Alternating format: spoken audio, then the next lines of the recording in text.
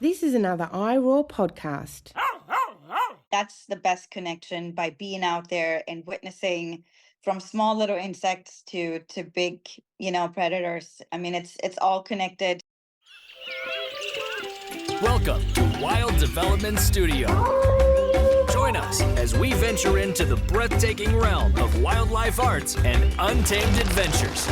With captivating stories from the field and ideas to dive into the visual arts, we'll ignite your passion for conservation.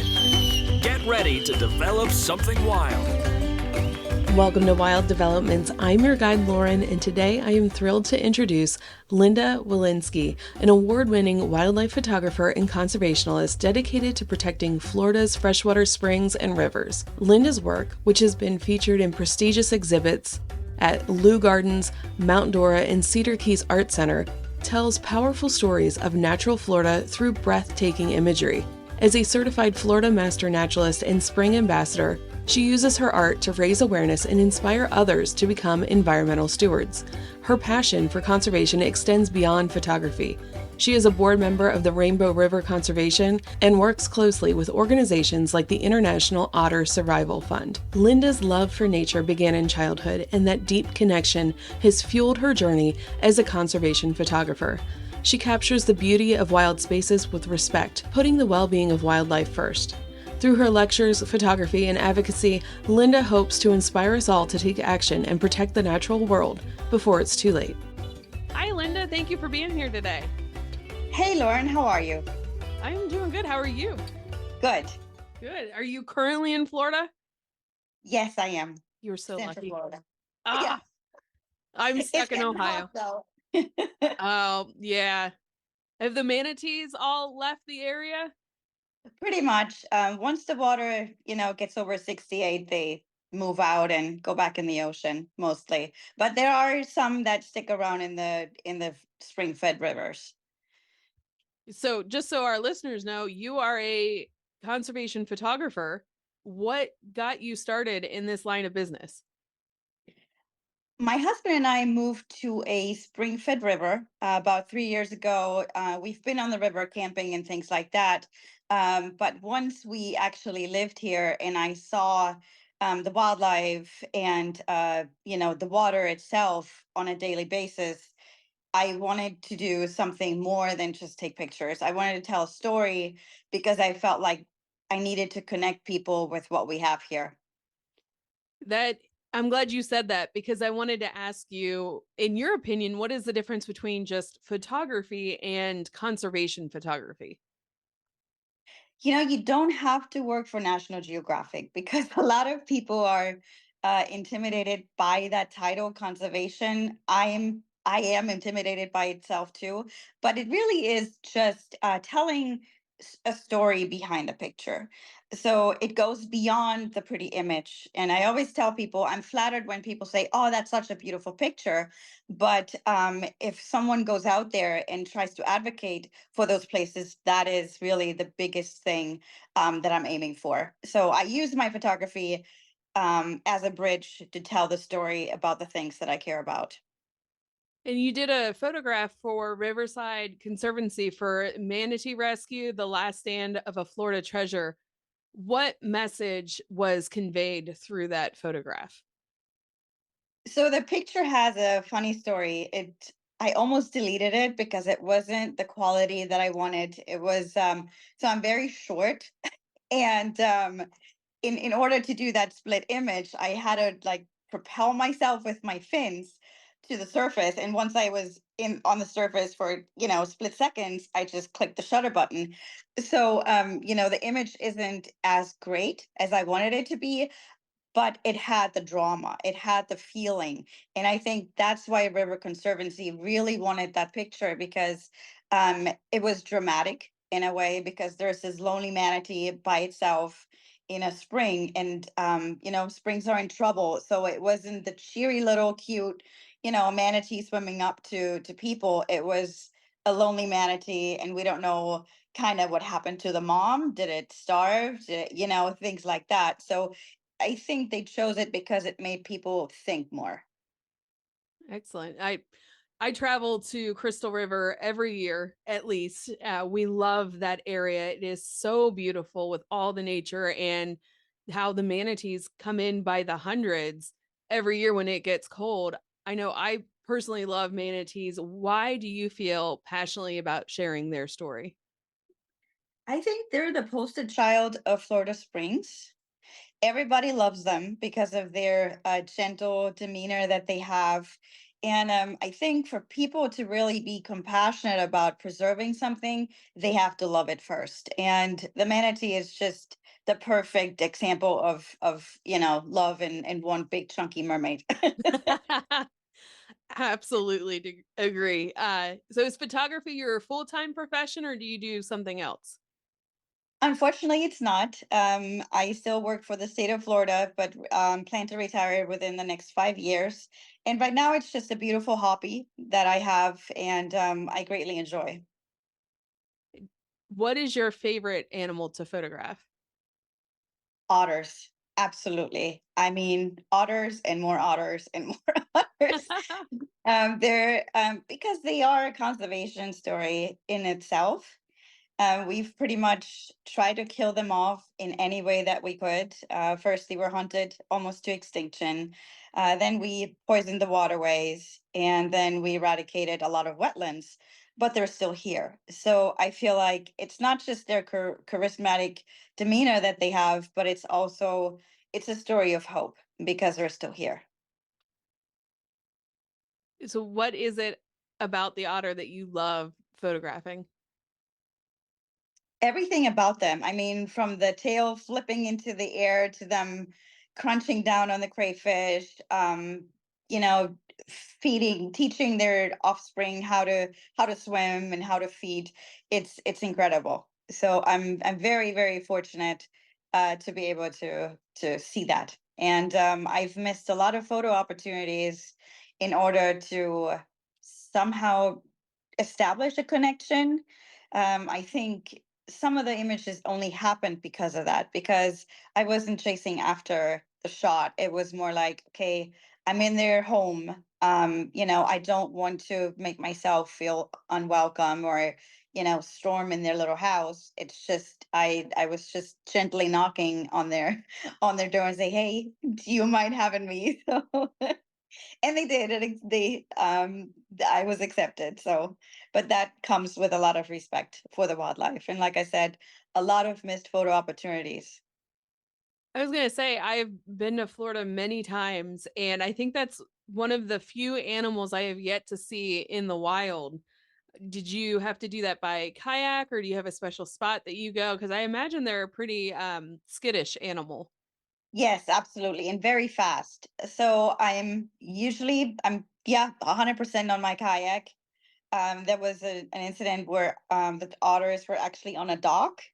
And I paddled upstream and let myself drift down and took a picture, and then drifted back, paddled back up, drifted back down. So, and I got closer and closer. The more I realized they're no longer like paying attention to me. With wildlife, I always see there's three different stages. First, they're cautious, right? And then they become curious, and then they become comfortable.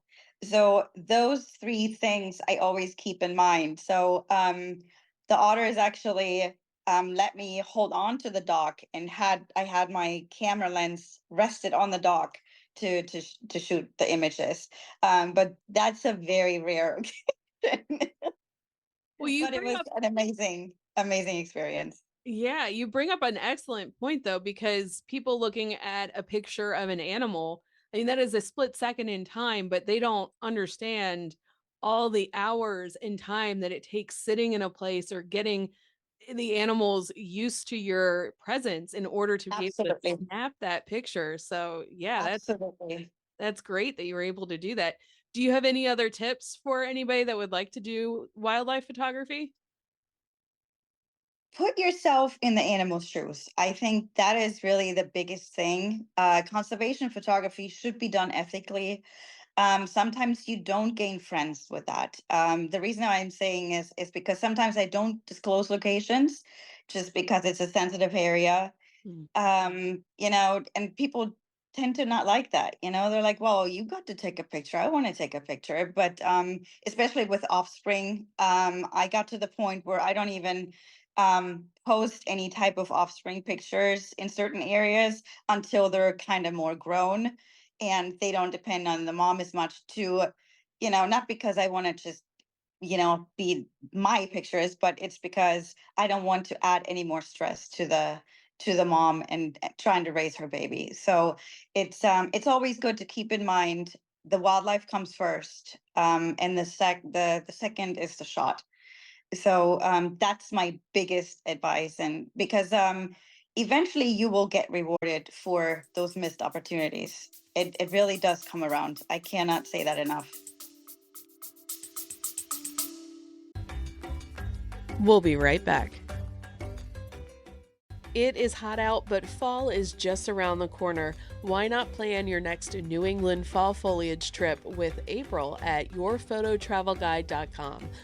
October 13th through the 19th, 2024, whether you've never used a camera before or you just use your cell phone, you will have plenty of opportunities to capture some of your own postcard-worthy photographs on this tour. Let someone else do the driving so you can experience the most out of fall.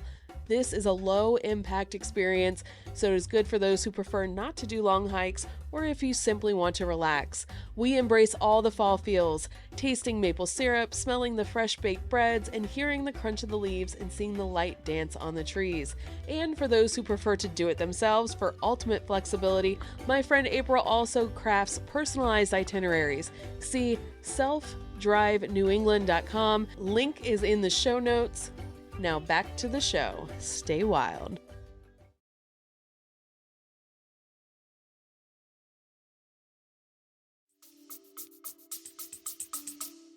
Beautiful.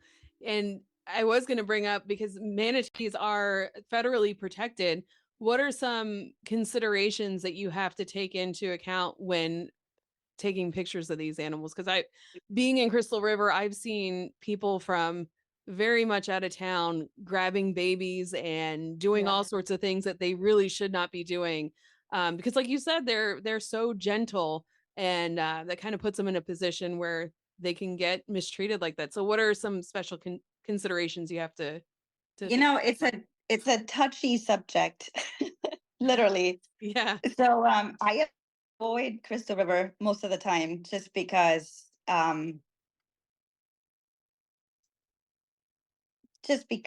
it's a sensitive thing. But I do think that everybody needs to be underwater and see them for the first time. But over time, I think less being underwater is better. And it's also important for people to realize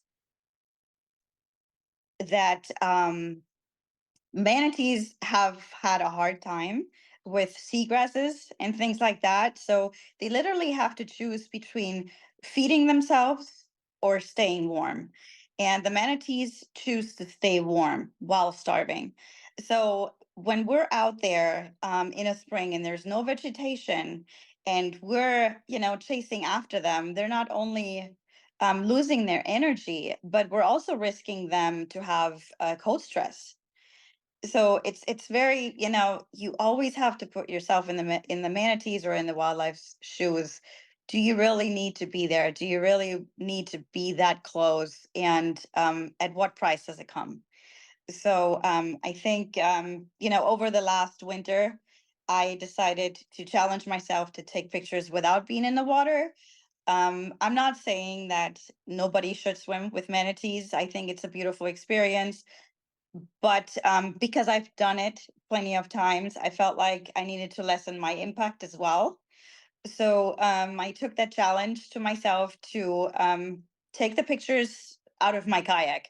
So what I did was I kayaked in an area where there's manatees, but without really exactly seeing the manatees underwater. I just dumped my heavy underwater housing into the water and just kept shooting. And luckily, some of the images turned out, but it felt really, really fulfilling because I reduced my impact and I felt like it was just a better way to, photograph them.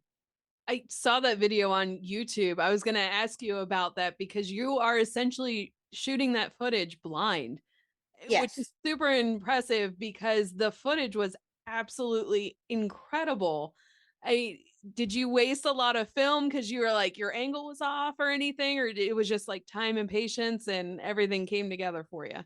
A lot of Motrin for back pain because of holding the heavy underwater housing, in and out of the kayak. But it was a lot of images. It was a lot of images that I also deleted just because I really didn't know, the pose that they had, or if they were close, if they were far away. Um, but it was almost like a Christmas present, you didn't know what was in the package until I got the SD card out and looked at it on my laptop. So I was pleasantly surprised.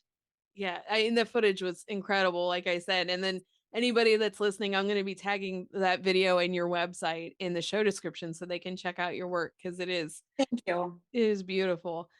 Now, do you have a favorite piece of equipment that you use for photography? And it doesn't have to be like a specific camera or anything. It could be a favorite bag or hiking shoes or anything like that. I think my favorite tool is people that inspire me. I really listen to a lot of podcasts, and my circle of friends is also very inspiring. So I know that's probably not the typical answer, but it's very important to have passion, I think, in photography, because I don't think you can photograph too many things or feel deeply without having passion, and kind of to really show that in your images. So besides that, I have my favorite above water for otters and other wildlife is of course a zoom lens, 400 millimeter, just because it keeps me safe and it keeps the wildlife safe. So that's pretty much my favorite. And of course, underwater. I love underwater photography. I have lots to learn, but it's just so much fun because a lot of people don't get to see underwater. And for me to take images and show people that will never snorkel and show them what it looks like, and it's really, really my favorite. So you do all snorkeling, and I know you do from the kayak, like you were saying, but do you scuba dive at all? No, I don't. I stay on the surface, just Okay. snorkeling. Snort. So do you have any safety considerations? Are you going out with somebody else?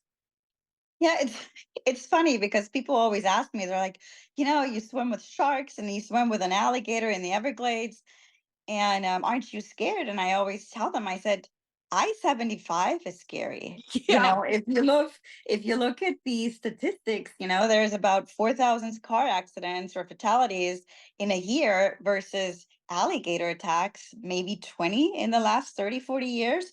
So, I always kind of try to put that in perspective. Of course, common sense. The wildlife has an instinctive fear of people, but it's always good not to, snorkel at dusk or dawn, feeding time, things like that. Don't get too close to a mama gator, because Mhm. you know what she's gonna do. So common sense is a is a really good safety thing. Yes, I agree. Now, I find there are two schools of thought for wildlife photographers when it comes to ISO. Do you low ISO or do you let that go high? I think with every type of art, you kind of have to find your way Mm, and see what works for you. I usually do a high ISO. But again, everybody kind of has to figure out what works for them the most. With a friend of mine, he does amazing photography, but his settings are completely different than mine. Um, Even though I would like to copy what he does because I like his stuff so much, I found that if I have his settings, it doesn't come out the same. mhm. It's kind of strange, but I think you find your way to photograph things. Of Yeah. course, common, ISO, aperture, and shutter. I mean, it's all, depending on light, but to fine tune it, I think it's everybody's own little thing to develop. I was taught to do a very low ISO, and that does not work a lot of the times, especially I've tried to get birds and insects in flight a lot of times. So that doesn't usually work out too well for me. So I went to high ISO and I like it better. But yeah, like you said, it's just a different style than somebody else is used to. Absolutely. Yeah. So every time I travel, I research local events. And when I was in Crystal River in February, I believe you were doing some sort of photography event or something. And I think it was closed or like members only or something like that. And I'm like, oh man, I really wanted to go. Oh, see, you How? should have called me. Yes, it was a photography club that invited me, and I was actually very intimidated by it because these are people that have done photography older than I am, longer than I'm old. So to go into this room full of professionals really and to tell them, little things was it was highly intimidating, let's just say, because I wasn't sure how they would react to it, but obviously they wanted me there. So it was very well received. I received a lot of clapping and emails, follow-up emails after that, thanking me for my time and kind of widening their perspective on photography. So it was very interesting. It was a very, very good experience. I'm glad I did it because I almost didn't. I'm like, man, what can I teach those people? That's fantastic. I'm glad you followed through and continued to do it. I mean, that can be very intimidating, especially when there are people that have, they grew up on film and stuff like that. And Exactly. that's a whole nother world of photography that, yeah, Absolutely. I am not used to. Do you have any special way to organize your files? Because that is the most boring part of photography for me. I hate that part. My trick is to do it right away because I feel like that's it's just discipline, part of discipline. The first thing I do when I get off the water is to get it off the SD card and to put it in a folder depending on location. With otters, I have found that I also need to do like a subfolder, and depending on, if I have a lot of images of let's say the river, I have subfolders for animals, and then I have subfolders for landscapes, things like that. Because if I have a lot of images, I don't want to just go to this folder and look at 5,000 pictures trying to, find a landscape picture. So yeah, the more pictures I have, the more subfolders I have. I think that's the best tip I can give. Do you use Lightroom or anything like that? I do use Lightroom. I have not tried Photoshop, and Lightroom has taken me about 5 years to convince myself I'm not cheating. Yeah, it's okay to lighten it I up a little bit or whatever. Yeah, because I always felt like I'm like, no, but I didn't take it that way. And a friend of mine just came up to me. She's like, Clyde Butcher has a dark room, right? And what he does is kind of like a light room. So then it clicked, and I'm like, okay, I'm okay. I'm okay using it. Yeah, somebody when I was doing a photography class, they compared Lightroom to developing the film.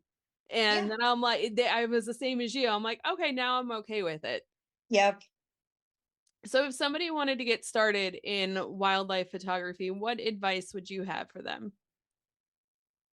To really go outside and take in nature. I think that's the best connection, by being out there and witnessing from small little insects to big, predators. I mean, it's all connected, and the more you're out there, the more you're gonna understand.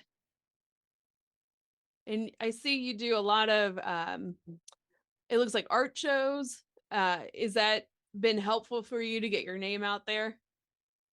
I do art shows because it's like a necessary evil, Right? you know.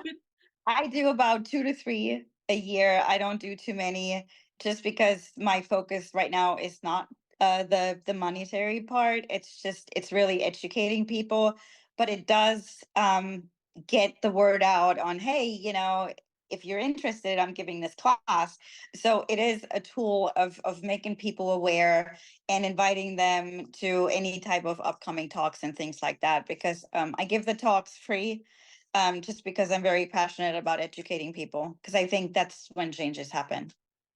Agreed. What are some of the things that you talk about? So I have a talk on conservation photography that just goes over, how to photograph wildlife, what to do, what not to do, things like that. And then I also have a talk about Florida in general, with focus on freshwater springs. So that includes, the good pictures and the bad pictures, because I think part of conservation photography is not to just show the prettiness, but also show the perils that we're seeing in the decline of springs. Hmm. What are some ways that we can be better stewards of Florida Springs? Because they are, if nobody's listening, let me start that over again. People that are listening, if you've not been to Florida Springs, they are absolutely pristine and gorgeous in some areas, and in other areas they are heavily trafficked and polluted in some areas. What are some things that we can do to help them out? The first thing is, it really starts in your backyard by planting natives. Wherever you live in Florida, you're impacting the aquifer. So it starts with planting natives because it reduces the fertilizer, which is fueling, that algae. Also joining nonprofits, Florida Springs Institute, Florida Springs Council, any type of nonprofit local group is always good. Educating people, adhering to the things that state parks ask you, don't trample underwater vegetation. If you have a boat, don't anchor in the underwater vegetation.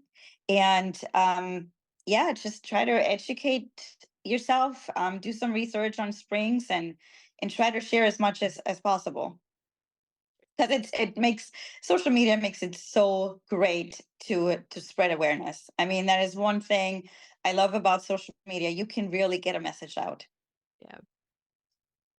What has been your favorite experience out in the field with wildlife? Definitely an otter mom teaching her cub that must have just gotten out of the den how to hunt. That was an incredible experience, because I just sat in my kayak and I could barely hold the camera still, because I was just so excited and nervous that she actually the pup was on a log, and the mom dove down. Within seconds she came up with a little turtle, and she flipped the turtle on its back so it couldn't get away, which is like brilliant, right? Brutal, Mhm. but brilliant. And it just pretty much taught its baby how to eat a turtle. I mean, it was incredible. It was, I mean, it if if a person would have done what they did to the turtle, I would have been up in arms. But it Yeah. was just such it's a completely different energy when an animal hunts. So yeah, it was very heartwarming and touching, because she let me be there. Yeah. So it was an incredible experience. Yeah, that was something I meant to ask you earlier when you were talking about getting close to the otters. Do you think that you have witnessed or encountered behaviors that people otherwise don't know about? I think so. I don't know if I really have a connection with them. A lot of people say, "Oh, you're the otter whisperer," but I feel like everybody can do that. You just have to respect them enough, and it's not just otters. It's any type of wildlife. Once they know that you're respecting them enough and you give them enough space, I think they're growing more okay with you being in the area. Yeah, I agree. I mean, you put in the time, and we Yes. need to learn how to interact with nature. And it sounds like you're being a great example and teaching others how to do that too. I try to. I really try to. Because all the preaching doesn't work if you're not an example. Absolutely. Where can people find you? So I'm on Instagram. That's where most of my pictures are, at Linda W Photography. I also have a YouTube channel with short little videos. That's also under Linda W Photography, as well as the Facebook page. It's pretty much everything is under Linda W Photography. I do have a website. It's not very active. I just take too many pictures to update my website. So that's kind of like on the back burner. Yeah. And again, I'll be sure to tag all of those things on the show description so people can check that out. And before we go, what is one tip you have for someone that would like to reconnect with nature? To go outside, and learn about your area, learn about the good things, learn about the bad things, try to make the bad things better by being an advocate. That is great advice. Thank you so much for being on the show today, Linda. No problem. It was my honor. Thank you so much. Thank you. And until next time, get outside and see what develops. Thanks for joining Wild Development Studio. We hope this exploration into the world of wildlife arts and adventure has sparked a desire to get outside and connect with something wild. If you have an adventure that's awe-inspiring, don't hesitate to share. Click the link in the description to submit your story to have it featured on our show or be a guest.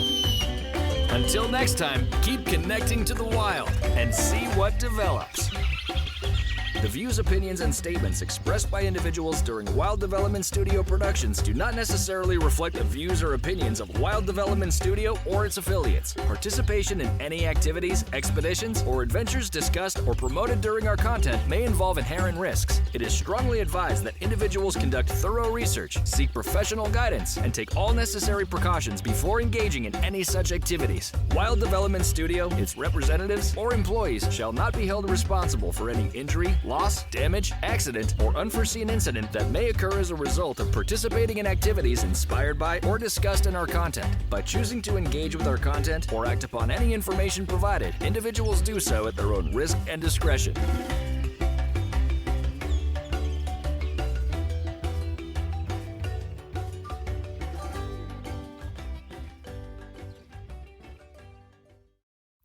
For more great iRaw podcasts, visit irawpod.com. That's IROARPOD.com.